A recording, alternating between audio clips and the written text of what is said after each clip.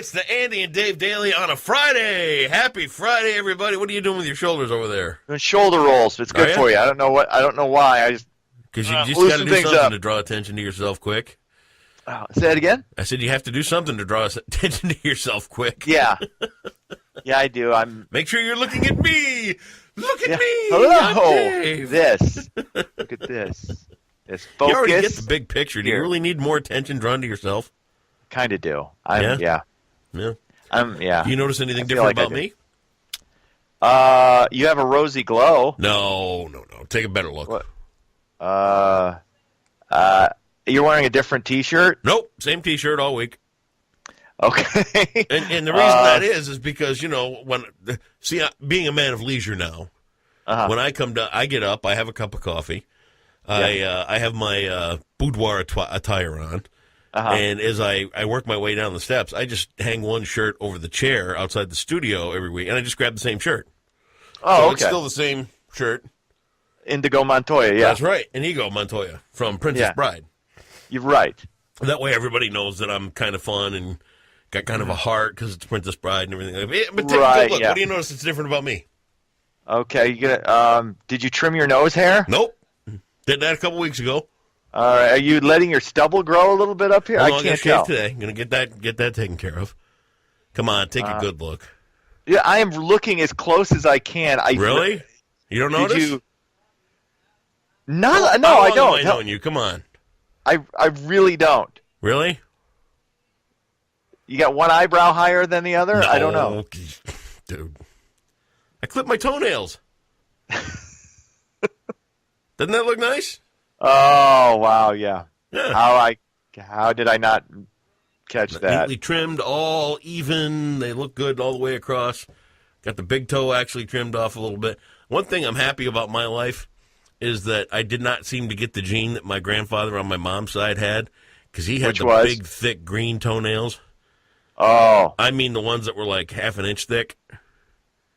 Yeah. That's nasty. It was gross. You didn't want to look at his feet when we were kids. They were like Shrek feet. I keep socks on. Huh? I keep socks on until like May, and then I go, then I make sure my feet look all nice between May and October. Yeah, they're heinous. Nobody wants to look at your ugly feet. My feet are actually kind of attractive. No, they're not. They're not even close. I mean, but anyway, I would say my sexy, feet but are well trimmed. I feel good for a Friday. Well, good for you. I'm ready for some news, and you just watch me basking on my beauty here. Are you ready? All right. Oh, nice.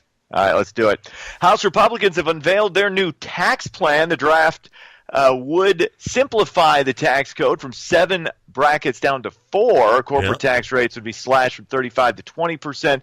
Standard minimum deduction for all individuals and households would double. The House hopes to have the bill ready for the Senate by Thanksgiving. And it's the same. Anytime you're dealing with a tax plan, depending on who drafts it, if the Democrats draft it, the Republicans hate it. The Republicans drafted this one, so the Democrats hate it. So it's we'll have to wait and see whether or not it gets passed and in what it does if it does get passed. So personally, we shall see. I think there ought to be one tax code. I think everybody ought to pay the same percentage, no matter what they make, and then flatten it right out. So you're a flat tax guy. Yep. Wow, look at you. Everybody pays the same amount. If you make this much, you pay that much. All right. You know what I mean? Fair is fair. Wow, look at you. That's going a little bit against the grain. Impressive. All right. What else is going on? All a flat tax is asking is for people to pay their fair share. Yeah. That's all it is. But there would be those who would say, wait a second, if you make more, you should pay a higher rate. That's more fair. And there would be those that say if you make less, you should pay a lesser rate. But if it's in a scale of things, 10% is 10%. Yeah. You know what I mean? So if you make $3,600, 10% is 10%. If you make $36,000, 10% is 10%. If you make $36 million, 10% is 10%. Okay. See what I mean? Hey, I'm right. I'm you know right what I mean? with I'm you on just saying that seems fair to me. You, me, and Steve Forbes. There you go. Who knew? All right, U.S. rate for gun deaths increased for the second straight year. The firearm death rate rose from 11 to 12 deaths per 100,000 people between 2015 and 2017. Now, before that, the rate hovered just above 10. But in the early 90s, it was high as 15 per 100,000. Roughly 2/3 of all gun deaths are suicides, which have been increasing steadily for the last 10 years. Bad. Yeah, it's bad. It's sad, but I don't know how you deal with that. And there's always, people talk gun control legislation, and I think our heart's in the right place. Definitely, I just don't know. I don't know. No. What it accomplishes, but it's good to have the conversation about it. And B, you can't take away the rights for people that are legitimately okay to own a gun. You can't take it away from them. What do you feel about assault weapons? I mean, look, I'm not a gun guy. You're a gun owner. I'm not. I'm uncomfortable around guns. What say you when it comes to things like assault weapons, stuff like that? So because you got a lot of people who are like collectors, or who have had these for years. Does the common guy need an AK-47? Probably not. No. Does anyone need a bump stock? No. But if you're of sound mind and legally okay to own one, why should anybody stop you? You know what I mean? That's reasonable. Like I said, I'm uncomfortable around them, but that seems reasonable to me. On the other hand, do I think somebody should is it necessary to have one? No. I've got one gun upstairs, which is a semi-automatic. It's a .223, which is a mid-caliber bullet. It's not big. It's not small. It's basically a prettied up rodent gun. You know what I mean? If you're going to go out shooting prairie dogs or varmints or anything like that. Is it prairie dog season? Well, people hunt prairie dogs. Okay, I didn't know. Rabbits, prairie dogs, that kind of thing. Mm-hmm. But if you were to look at it, you'd go, that's an assault rifle, because that's the way it looks.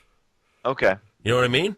It's not shooting hardened bullets. It's not shooting, it's not fully automatic. It's not, but to the untrained eye, oh my God, it's an assault rifle. How long have you owned a gun? How long have you been a licensed gun owner? I think I got my first gun when I was 14. 14. Okay, so you've for over 30 years. Yeah, so over 30 years you've been around guns. You're comfortable around them. It's not very comfortable. Not an issue with you. I mean, I'm very comfortable around them, and it's like anything else, And I'll tell you what, I'm more comfortable around a gun than I am most tools to work on a car. Yeah, because I know how to use a gun. Okay. Fixing a car, that's hard. I can't do that. All right. But, it's not like we've got our grandkids all exposed to these things, and it's a matter of here comes the deep look. Yeah. Okay, great. No. It's a matter of proper training. It's a matter of respect for what you've got in your hand, and it's a matter of knowing what that implement can do.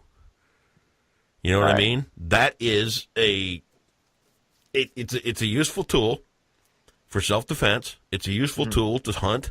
It's a useful tool to protect yourself. Okay. Well, it's also a bringer of death. Right. And you've got to keep that in your mind. You have to know the effects of pulling that trigger. Now you have grandkids. Yeah, you have grandkids. Would you? I mean, how old would they have to be before you think you would, show them how to hold one, how to shoot? How old do you think a kid has to be? Apartment. Say that again? I'd put them in the area 12 to 13 before you start showing them. But you see, here's the one thing. Our one grandson, his dad's a cop, so he's around firearms there. He understands it. Our other three that are here, I don't know that their parents really want them exposed to them. And if they ever did, and you know what? That's the parent's choice. Right. It's not like I'm going to sneak them out and go, hey, come on, look at this big hot gun. That's not how we operate. That's not how any gun owner operates. Okay. And you don't start kids off with something like, a handgun or anything. You start them off like with what I had, which was a single shot .22 rifle. I mean, you get one bullet and one shot. That's how it starts. That's how it started. Okay. So interesting. All right. And if your dad's name is burned into the stock with a wood burner because he thought it was cool when he was little, which it is, so I still got that gun. All right. Interesting. What else is going on? The University of Michigan is still considering whether or not to allow white nationalist Richard Spencer to speak on its campus. Spencer put in the request earlier this week. Now, Michigan State denied a request from the controversial speaker back in August. MSU was subsequently sued over the denial for allegedly violating Spencer's right to free speech. Now, I think the issue is whether or not the university wants to pay to have this guy on campus. If there's an organization or a group that wants to allow him to speak, should he have the right to speak? Absolutely. Absolutely. Is he a racist? Yeah, I've heard him. He's a racist. He's a charming racist, but he's a racist nonetheless. But Here's the answer. What? You want to speak? Right across the street over there is a corner from the university. Stand on that corner and talk to your blue in the face. Just as good. What Stay if you have an campus? Talk over there. Okay. What if you have an organization that wants to bring him to the campus to speak? Well, should be allowed. There's I'm a corner all right about over there. Set up a microphone and a couple of speakers, and let him talk. I'm all about I think the best way to combat a guy like this is with opposing ideas. Come at him with your ideas. Come at him with your ideals. Come at him with your way of thinking. And is a guy like this potentially dangerous? I don't know that ideas are dangerous. I don't like the guy. I think he's a bigot and a racist. I don't think that's even up for debate. Yeah. But I do think you got to. It's like I'm a free speech absolutist. Okay. That's the way I feel about this stuff. And you know what? Speak your mind. Say what you want. Yeah. Do it and I over used there. to not be. I used to be when I was younger. I'm like, how can you allow these? How can you allow the KKK to march? This is horrible and reprehensible and disgusting. How can you allow that? And that's what freedom of speech is all about. It's about defending the right of people whose views you absolutely hate. Okay. And what else is going on? Let's lighten things up a bit. Week 2 of the high school football playoffs feature a number. Stop! You what? boob! How can you skip over the Jeffery Willis story? Oh, yeah, I was going to talk to you about this. You were. I was going to talk to you actually off the air because we had not talked because this has been covered ad nauseum. Yep. Everywhere else. Talk to me on the air. Yes. Okay. Get a rope. Yeah. What are we waiting for? We have not discussed this story. I wanted to talk to you about it, but I didn't want it. We've been kind of highlighting the positive stuff in Muskegon and all that. But this is a positive. We got this scumbag off the streets, and to hell with him. Yeah. I'm here to tell you what. You know what? This is a scumbag, and the job they did to get this guy locked up and out of our hair for the rest. This is a terrorist. This guy. What? Now he's still got to go on trial for the Jessica Herringa murder too. Yeah. So I'm here to tell you what, man. I had honestly yesterday when that verdict came down. Mm-hmm. Had they run out of that courtroom with a rope out to the light pole, I don't think anybody in Muskegon would have said it. Yeah. I don't think anybody would have gone, oh, well, got to stop that. He needs an appeal. Well, that's the thing is that they're already going to appeal the decision, and we'll see how long this drags through. But it's just, I think people would say justice is served here. Hopefully, it gets served in the Herringa case and. Yeah. A big tall tree and a short piece of rope. I'm sorry, this guy's just got to go. Thank you. All right. Well said, well spoken. Now you can do sports.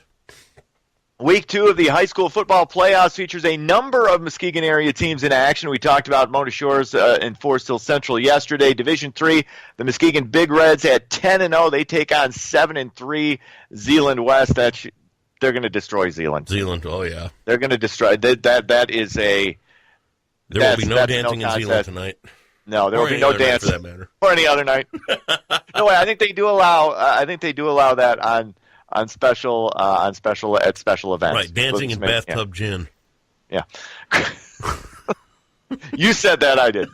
Grant and Oak Ridge play in Division 5. Kent City and Montague battle in Division 6. And Muskegon Catholic Central, the drive for 5, they travel to play undefeated Mendon in Division 8. That's one of those under-the-radar games. The big game, though, the game we talked about yesterday, Mona Shores, Forest Hill Central. That's a toss-up. Yep. We'll wait and see on that, of course. Sparty, big action in the Big Ten. Michigan State hosts 7th-ranked Penn State. Michigan hosts Minnesota. Detroit, Green Bay, they play on Monday night. That's sports. Have yourself a great weekend, and we will talk to you Monday.